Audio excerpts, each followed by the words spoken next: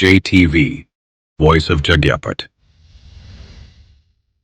నమస్కారం. వార్తలకు స్వాగతం. ముందుగా ముఖ్యాంశాలు.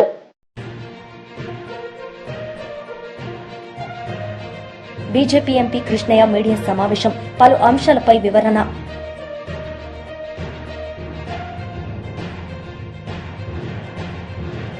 మాజీ మంత్రి అంబటి రాంబాబు మీడియా సమావేశం, పలు అంశాలపై వివరణ.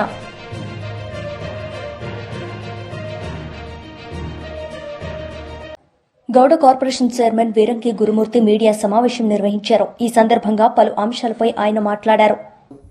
అదేవిధంగా అక్కడ సత్యవర్ధన్ కూడా ఆ కంప్యూటర్ ఆపరేటర్ గా ఆ పేపర్ కావాలంటే మంచి కావాలంటే కూడా తను కూడా అక్కడ ఉన్నాడు. మేము కేసు పెడతా ఉన్నాం. ఎస్ఐ గారు సిఐ గారు నిలబడి ఉండారు స్టేషన్ ముందర. మేము పట్టాభి గారు వచ్చారు, మాట్లాడి చెబుతున్నాం. లోనకు కూడా వెళ్ళా, బయటే నుంచోరున్నాం. ఈ లోపల సిఐ గారికి ఫోన్ వచ్చింది, మాకు కూడా ఫోన్ వచ్చింది, పట్టాభి గారికి, అందరికి ఒకేసారి. ఆఫీసుని మీద వంశీ వచ్చి దాడి చేపిచ్చేస్తున్నాడు, దాదాపుగా 100-150 మంది ఉండారని చెప్పి ఫోన్ రావటం జరిగింది. మేము వెంటనే ఆ కేసు ఇచ్చి, మాలో కొంతమంది మేము ఇక్కడ ధర్నా చేద్దాం అనుకుంటే, కాదు మన కార్యాలయం ఆ విధంగా అవుతా ఉంటే మనం ఇక్కడ ఎందుకు ఉండాలని కొంతమంది పట్టాభి గారు కానీ ఆ రోజు అక్కడ ఉండే మండల పార్టీ అధ్యక్షులందరూ అన్నప్పుడు, నేను ఎందుకన్నానంటే ఈ మాట్లాడు 100-150 మంది ఉండారు, మనం తక్కువ మంది ఉండం, దాడి చేశారు, మన మీద కూడా దాడి చేస్తారని మనం తన్నా. సరే ఏమైనా సరే వెళ్దాం అనుకున్న అందరం ఒక మాట తీసుకుని రోడ్డు ఎక్కాం. ఎక్కిన మరుక్షణం కర్రలు, రాడ్లు, కత్తులు పట్టాభి గారిని చూడటమే ఎగబడిపోయారు. అదృష్టం ఏంటంటే ఆ రోజున పట్టాభి గారికి బాడీ గార్డ్స్ ఉండారు, కారు కూడా వెంటనే నడిపిస్తా ఉన్నాడు. ఎప్పుడైతే వాళ్ళు దాడి చేశారో పట్టాభి గారిని వెంటనే బాడీ గార్డ్స్ కారులోకి తోసేయటం, వెంటనే కారు వెళ్ళిపోవటం జరిగింది. మేము అక్కడే ఉన్నాం. ఈ లోపల విపరీతంగా రాళ్లు వేశారు. మొట్టమొదటిగా అక్కడ లక్ష్మి అనే తెలుగుదే మహిళా నాయకురాలని కొట్టడం, ఆవిడ పడిపోవటం, బ్లడ్ కారి పడిపోవటం జరిగింది. మేమందరం కూడా అక్కడి నుంచి ఆవిడని తీసుకుని కార్యాలయం వైపుకి చల్లాచెదురైపోయాం. ఉండదే 20-25 మంది. వాళ్ళ ముందర ఎక్కడవాళ్ళు చూసి చాలా మంది చల్లాచెదురైపోయారు. మేము పార్టీ కార్యాలయంకి వెళ్ళాం. వెళ్ళిన తర్వాత చూస్తే మొత్తం కూడా కార్యాలయం అంతా కూడా ధ్వంసం అయిపోయి ఉంది. నేను కూడా ఒక చిన్న కారు మా అల్లుడిది ఉంటే అప్పుడు వాడుకునేవాడిని, రెడ్ కారు నాదే. ఆ కారులు కగలేసి వీటిని కూడా పగలగొట్టి మొత్తం కూడా ధ్వంసం చేసేసారు. మేము అక్కడ నిలబడినప్పుడు నిదానంగా కొంతమంది వచ్చారు. ఈ దాడి జరిగినప్పటికీ మళ్ళీ రెండోసారి మళ్ళీ అటాక్ చేయడానికి మా ఆఫీస్ కాడికి వచ్చారు. రెండోసారి అప్పుడు విపరీతంగా రాళ్లు ఇస్తున్నప్పుడు సిఐ గారికి దెబ్బ తగిలింది. నేను ఈ రోజున జగన్మోహన్ రెడ్డి గారి ప్రెస్ మీట్ చూశా. నాకు ఆశ్చర్యం అనిపించింది. కనీసం ఎవరైనా అక్కడ ఆ రోజు ఉండేవాళ్ళు చెప్పినా ఒక రకంగా ఉండేదేమో. మరిగా ఎవరు చెప్పారో నాకు తెలీదు. పట్టాభి గారు అంటే అక్కడ ప్రెస్ మీట్ పెట్టారంట గన్నవరంలో. అసలు ఎక్కడ ప్రెస్ మీట్ పెడతానికి 150 మంది మీద పడితే ఆయన పంపిస్తుంటే వెళ్ళిపోయాడు. ప్రెస్ మీట్ ఎక్కడ పెట్టాడు? ఆయన 100 మందిని ఎక్కడ తీసుకొచ్చాడు? ఆయన వచ్చింది లాస్ట్ లో వచ్చాడు. ఒక బీసీ నాయకుడు దొంతి చిన్న కోసం మేము వెళ్ళాం. దారుణ నిజంగా ఆ రోజు ఉదయం కనుక దొంతు చిన్న ఉంటే ఉదయం దొంతి చిన్ననే ఏదో చేయాలని ఆలోచన తెలియదు. అదృష్టం కొద్ది ఆ రోజు కూడా ఆయన ఎక్కడో మీటింగ్కి వెళ్ళాడు. ఆ తర్వాత మేమందరం కూడా ఏంటి ఇలా జరిగింది, ఈ విధంగా జరిగిందని పోలీసులు ఈ లోపల రావటం, ఈ లోపల మమ్మల్ని అందరం కూడా మరి అరెస్ట్ చేయటం. నేను అడుగుతున్న జగన్మోహన్ రెడ్డి గారిని, ఈ రోజు మా తెలుగుదేశం పార్టీ కార్యాలయం మీద దాడి ఫుటేజీలు ఉన్నాయి. పట్టాభి గారు మీటింగ్ పెట్టారు, ప్రెస్ మీట్ పెట్టారని మీరే చెప్పారు. ఛాలెంజ్ చేస్తున్నాం. నిజంగా మేము ఎవరైనా ఒక కార్యకర్త అటు వెళ్ళినట్టు ఫుటేజ్ చూపిండి. మీకు దాడి జరిగినట్టు ఏమన్నా అక్కడేమన్నా పగిలితో చూపిండి. పట్టాభి గారు ప్రెస్ మీట్ పెట్టాడు గన్నవరంలో చూపిండి. మానేస్తాం రాజకీయాల నుంచి. ఎందుకు చెబుతున్నాం ఈ మాట? నీతి నిజాయితీగా మా తల్లిదండ్రులు, మా నాన్న కల్లు గీత కార్మికుడిగా కష్టపడి చదివితే చదువుకుని ఎన్టీ రామారావు గారి దయ వల్ల నేను ఎంపీపీ అయ్యి సర్పంచ్ అయ్యి ఈ స్థాయికి ఈ రోజు ఇక్కడికి వచ్చాం. ఎంతో కష్టపడి. మాకు అబద్ధాలు చెప్పాల్సిన అవసరం లేదు. ఎంతో నీతి నిజాయితీకి ఒక సోషల్ వర్కర్ని నేను, బెస్ట్ సోషల్ వర్కర్ని Andhra Pradesh, best social worker Krishna జిల్లా. ఈ రోజు కూడా 12 సంవత్సరాలుగా ప్రతిరోజు 100 మందికి అన్నం పెడతా ఉన్నటువంటి సంస్థలో నేను ఉన్నాను. నేను జైలుకి వెళ్ళాను. నాకు బాధ అనిపించింది. 14 రోజులు నాతో పాటు అభం శుభం తెలియనని ఆ చదువుకునే పిల్లలు వచ్చారు. ఉన్నత కుటుంబంలో ఉన్నటువంటి చదువుకునే బిడ్డలు వచ్చారు. వాళ్ళు పడిన బాధ వర్ణనాతీతం. ఆ రోజున జైల్లో ఏనాడు నేను ఊహించాలని నేను జైలుకి వెళ్తానని నా తల్లిదండ్రులు నీతి నిజాయితీతో పెంచారు. కానీ ఒక దుర్మార్గుడు వల్ల మేము జైలుకి వెళ్లాల్సినటువంటి పరిస్థితి వచ్చింది. నేను అడుగుతున్నా జగన్మోహన్ రెడ్డి. బీఆర్ఎస్ నేతలు మీడియా సమావేశం నిర్వహించారు. ఈ సందర్భంగా పలు అంశాలపై వారు మాట్లాడారు. మారి వాళ్ళంతా వలసలు పోతుంటే కేసీఆర్ గారు వచ్చిన తర్వాత రివర్స్ మైగ్రేషన్ స్టార్ట్ అయింది.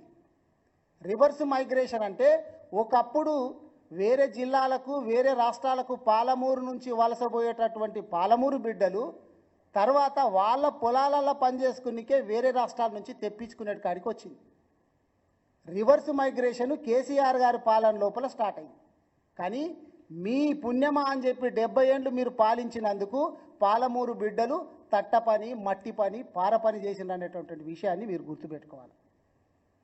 ఇక మీరు ఇంకొక మాట ఏం మాట్లాడుతున్నారంటే తెలంగాణ ఉద్యమం గురించి మాట్లాడుతున్నారు. నూనూగు మీసాల పిల్లలు చనిపోతూ ఎన్నో ఆత్మ బలిదానాలు అయిన తెలంగాణ మనం ఇందుకే తెచ్చుకున్నాం అనేటటువంటిది నువ్వు మాట్లాడితే నువ్వు తెలంగాణ ఉద్యమంకు నీకు ఏమన్నా సంబంధం ఉన్నదా? నువ్వు ఎక్కడ దిక్కున్నావు? అప్పుడు నువ్వు గురువుగారి కాళ్ళు ఒత్తుకుంటున్నావు. నువ్వు ఉద్యమకారుల మీదికి తుపాకీ ఎక్కిపెట్టినోడు నువ్వు ఉద్యమం గురించి, తెలంగాణ ఉద్యమం గురించి మాట్లాడితే దయ్యాలు వేదాలు వల్లించినట్లు ఉంటాయి. దయచేసి మాట్లాడే ముందు రేవంత్ రెడ్డి గారు కొంచెం గుర్తుపెట్టుకోండి మీరు ఏం మాట్లాడుతున్నారు అనేటటువంటిది. మొన్న అక్కడెప్పుడో మాట్లాడిండు, నిన్న కూడా రేవంత్ రెడ్డి గారు ఇంకొక మాట మాట్లాడుతుండ్రు. ఏం మాట్లాడుతుండ్రు అంటే ఆయనకు మంత్రులు ఎవరు సహకరిస్తలేరంట పనిచేయనికి. ఐఏఎస్ వాళ్ళు, ఐపీఎస్ వాళ్ళు ఎవరు కూడా పని సరిగా చేస్తలేరంట. ఏమున్నా కానీ కేసీఆర్ గారు, కేటీఆర్ గారు, హరీష్ రావు గారు కుట్రలు చేస్తున్నాడంట. మరి నువ్వు గవర్నమెంట్ నడుపుతున్నావా లేకపోతే సర్కస్ నడుపుతున్నావా? నీకు శాత కాదని చెప్పి నువ్వే చెప్పుకుంటున్నావు. నిన్ను చూస్తే పాపం అనిపిస్తున్నది. ఎవడు నీ మాట వినేటటువంటి పరిస్థితులలో లేదు. నీకు శాతనైతే లేదు. జనాలందరూ కూడా నిన్ను చూసి నవ్వుకుంటున్నారు. ఇంత దారుణంగా కూడా ఒక ముఖ్యమంత్రి పాలించొచ్చా అనేటటువంటిది. కేసీఆర్ గారిని చూపిస్తే ముఖ్యమంత్రి గారు ఏ విధంగా ఉండాలి అని చెప్పి కేసీఆర్ గారిని, ఒక మంచి ముఖ్యమంత్రి ఎట్లా ఉంటాడు అంటే కేసీఆర్ గారిని చూపించి చెప్పొచ్చు. ఒక అష్టదరిద్రపు ముఖ్యమంత్రి ఎట్లా ఉండాలా, అష్టదరిద్రంగా ఎట్లా పరిపాలించాలంటే బొమ్మ పెట్టి రేవంత్ రెడ్డి గారిని చూపెట్టవచ్చు. అంత దరిద్రంగా నువ్వు పరిపాలిస్తున్నావు. ఇక నిన్న నువ్వేమంటావంటే చర్చ పెట్టాలనంట. ఆ చర్చకు కేసీఆర్ కానీ, కేటీఆర్ కానీ, హరీష్ రావు గారు రావాలంట. అక్కడి నుంచి ఆయన, పొంగులేటి, దామోదర్ రాజనరసింహ ఇంకెవరెవరో వస్తారంట. చర్చ దేని మీద అంటే 10 ఏళ్ల బీఆర్ఎస్ పాలన మీదనంట, 14 నెలల కాంగ్రెస్ పాలన మీదనంట. ఒకవేళ చర్చలో ఓడిపోతే ఈయన ముక్కు నేలకు రాస్తాడంట. మరి గుర్తుపెట్టుకో రేవంత్ రెడ్డి గారు, నీ ముఖము ముక్కు ఎవరికైనా చూపించుకోవాలనుకుంటే ఇప్పుడే చూపించుకో. ఎందుకంటే మేము చెప్పేటటువంటి లెక్కలకు నువ్వు చీటికి మాటికి ముక్కు రాయాల్సిందే. నీ ముక్కు ఉండదు, మూతి ఉండదు, నీ ముఖం ఉండదు. రేవంత్ రెడ్డి గారు గుర్తుపెట్టుకోవాల్సింది ఏంటంటే అన్ని లెక్కలు, నువ్వు చేసినటువంటి తప్పుల లెక్కలు అన్నీ చెప్తారు. కేటీఆర్ గారు, హరీష్ రావు గారు కూడా చాలా స్పష్టంగా చెప్పిండ్రు. మేము చర్చకు సిద్ధము. ప్రదేశం నువ్వు చెప్తావా, మేము చెప్పాలనా? లేకపోతే నీ ఇంట్లో చర్చకైనా మేము సిద్ధము, అసెంబ్లీలో అయినా సిద్ధము, పాత్రికేయుల సమక్షం లోపల సిద్ధం అని చెప్పి హరీష్ రావు గారు చెప్పిండ్రు, కేటీఆర్ గారు కూడా చెప్పిండ్రు. మరి నువ్వు అదే మాట మీద నిలబడి ఉంటావా? నీ మీద మాకైతే నమ్మకం లేదు. ఎందుకంటే కొడంగల్లో నువ్వు అంతకుముందు సవాల్ విసిరినప్పుడే చెప్పినావు. అంతకుముందు ఎలక్షన్లు ఏమన్నావు? 2018 ఎలక్షన్ లోపల నేను గిట్ల కొడంగల్లో ఓడిపోతే రాజకీయ సన్యాసం తీసుకుంటా అన్నావు. తీసుకున్నావా? మరి నీ మాటల మీద అయితే ఎవరికి తెలంగాణ రాష్ట్రం లోపల ఎవరికి కూడా నమ్మకం లేదు. ఇక ఇంకో మాట ఏం చెప్తున్నావంటే ఈ మొగోడంట ఎల్బీ స్టేడియం లోపల 55,000 ఉద్యోగాలు తలకాయలు లెక్కబెట్టి ఇచ్చిండంట. పేర్లు చెప్పుకుంటూ ఇచ్చిండంట. తలకాయలు లెక్కబెట్టి ఇచ్చినా అని చెప్పే మీకు మెడకాయ మీద తలకాయ ఉందా ఏమన్నా? మీరు కాలి జుట్లు లెక్క పెట్టిండ్రు. కానీ ఆ జుట్టు ఉండాలంటే తల కింద మెడు ఉండాలా, బాడీ కాళ్ళ కాడికి వెళ్ళి కిందికి ఉండాలా. అంటే గ్రౌండ్ కాడికి వెళ్ళి స్టార్ట్ అవుతుంది. గ్రౌండ్ వర్క్ ఎవరు చేసిండ్రా? నోటిఫికేషన్లు ఎవరు ఇచ్చిండ్రు? రాత పరీక్షలు ఎవరు పెట్టిండ్రు? ఫిజికల్ టెస్ట్లు ఎవరు పెట్టిండ్రు? నువ్వు ఎంతమందికి పెట్టినావు చెప్పు. చెప్పుకోవడానికి కొంచెమన్నా సిగ్గాన్ని అనిపించాలి కదా. జనాలు నన్ను చూసి నవ్వుకుంటారో ఏమనుకుంటారో అనేటటువంటి ఇంకిత జ్ఞానం కూడా లేకుండా మాట్లాడితే రేవంత్ రెడ్డి గారు జనాలు చూసి నిన్ను నవ్వుకుంటున్నారు నిజంగా. కాబట్టి బీఆర్ఎస్ పార్టీ ఇచ్చినటువంటి ఉద్యోగాలన్నింటినీ నీ ఖాతాలో వేసుకొని చెప్పడం ఇప్పటి నుంచి అన్నా బంద్ చేయాలని చెప్పి నేను కోరుతున్నా. ఇక ఇంకొకటి మాట చెప్పిండి నిన్న, ఏంటి అంటే వీళ్ళు 70 ఏళ్ళు పాలించిండ్రు రాష్ట్రాన్ని, అదేవిధంగా దేశాన్ని. వీళ్ళంట రాబోయేటటువంటి స్థానిక సంస్థల ఎలక్షన్ల లోపల ఇందిరమ్మ ఇండ్లు ఏ ఏ గ్రామాలలో అయితే ఉంటుందో దాంట్లోనే పాల్గొంటారంట. వీళ్ళు ఇందిరమ్మల ఇండ్లు లేని గ్రామాలలో పాల్గొన్నారంట. బీఆర్ఎస్ పార్టీ వాళ్ళకి సవాలు విసురుతున్నారు. మరి ముఖ్యమంత్రి కేసీఆర్ గారు 2014 లోపల గెలిచిన తర్వాత అసెంబ్లీ మాజీ మంత్రి అంబటి రాంబాబు మీడియా సమావేశం నిర్వహించారు. ఈ సందర్భంగా పలు అంశాలపై ఆయన మాట్లాడారు. శివరాజ్ సింగ్ చౌహాన్తో మాట్లాడటం వల్ల 11,781 ఎంతో దానికి వాళ్ళు అంగీకరించారు. ముఖ్యమంత్రి గారికి శుభాకాంక్షలు. ఒకరికొకరు గ్యాస్ కొట్టుకునే కార్యక్రమాలు ఏంటో నాకు అర్థం కావట్లా. రైతులకు కొనేటటువంటి కార్యక్రమం చేయకుండా 1 కిలో కూడా కొనలే ఇంతవరకు. ట్రేడర్స్ పిలుస్తారు, నాటకం ఆడతారు. రైతులు పిలుస్తారు, నాటకం ఆడతారు. రైతేమో అలో రక్షణ అని రోడ్డు మీద పడి బాధపడుతున్నాడు. ఇలాంటి డ్రామాలు ఆడే కార్యక్రమాలు మానాలని తక్షణమే రాష్ట్ర ప్రభుత్వం ఇంటర్వెన్షన్ అయ్యి కొనుగోలు చేసే కార్యక్రమాలు చేయాలని ఈ సందర్భంగా మేము కోరుతున్నాం. సరే, మా మీద ఎన్ని కేసులు పెట్టినా ఏం పెట్టినా వీఆర్ నాట్ కేరింగ్ దిస్. ఇంకా కేసులు పెట్టుకుంటారు మాకు తెలుసు. రైతుల పక్షాన పోరాటంలో ఎట్టి పరిస్థితుల్లోనూ వైఎస్ఆర్ కాంగ్రెస్ పార్టీ జగన్మోహన్ రెడ్డి గారి నాయకత్వంలో వెనుకాడమని, కేసులకు భయపడమని కూడా ఈ సందర్భంగా మేము చెప్పదలుచుకున్నాం.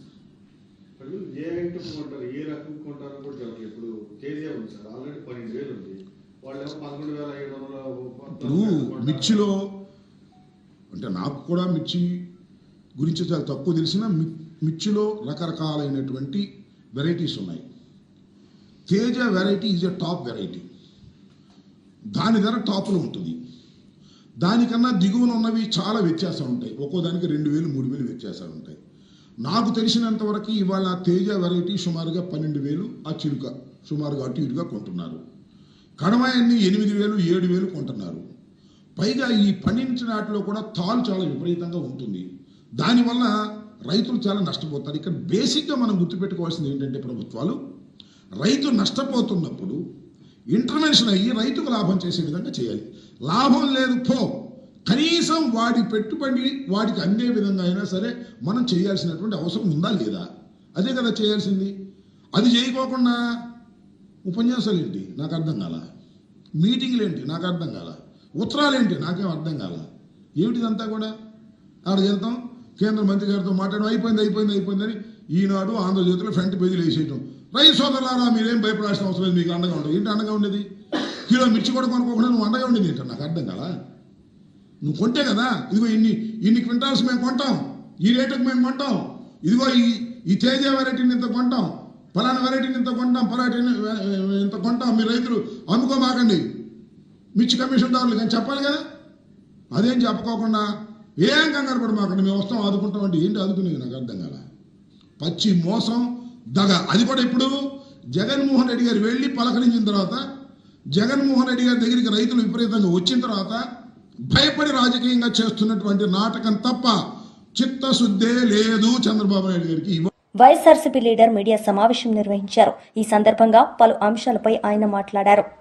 బీజేపీ ఎంపీ కృష్ణయ్య మీడియా సమావేశం నిర్వహించారు. ఈ సందర్భంగా పలు అంశాలపై ఆయన మాట్లాడారు.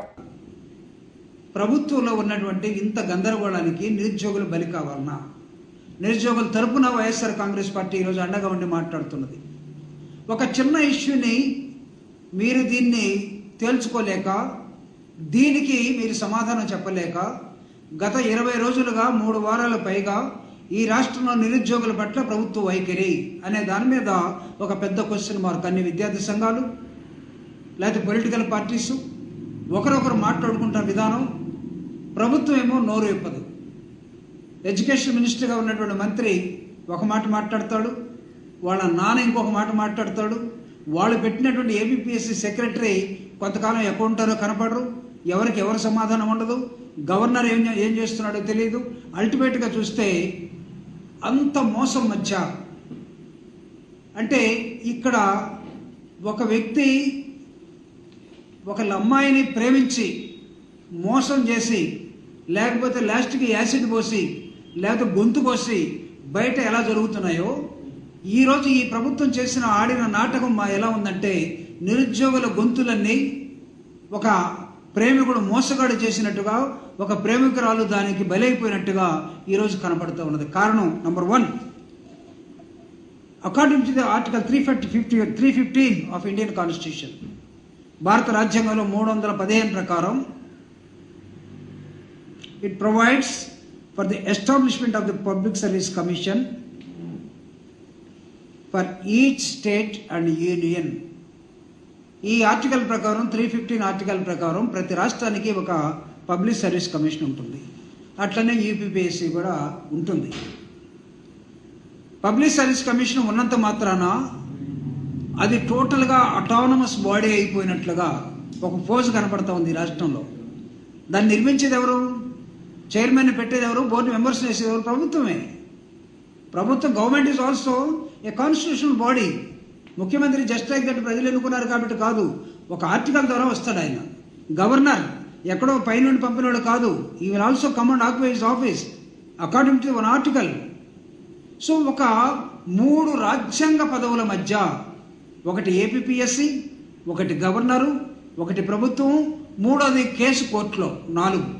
అంటే 4 రాజ్యాంగ సమస్యల మధ్య ఈరోజు చంద్రబాబు నాయుడు గారి ప్రభుత్వం, అంతకన్నా కూటమి ప్రభుత్వం ఒకరు మాట్లాడటం లేదు. Viral BJP MP Krishnaiah media సమావేశం, పలు అంశాలపై వివరణ.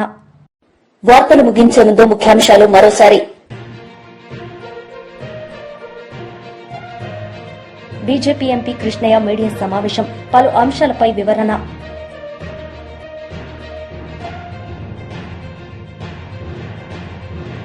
మాజీ మంత్రి అంబటి రాంబాబు మీడియా సమావేశం, పలు అంశాలపై వివరణ.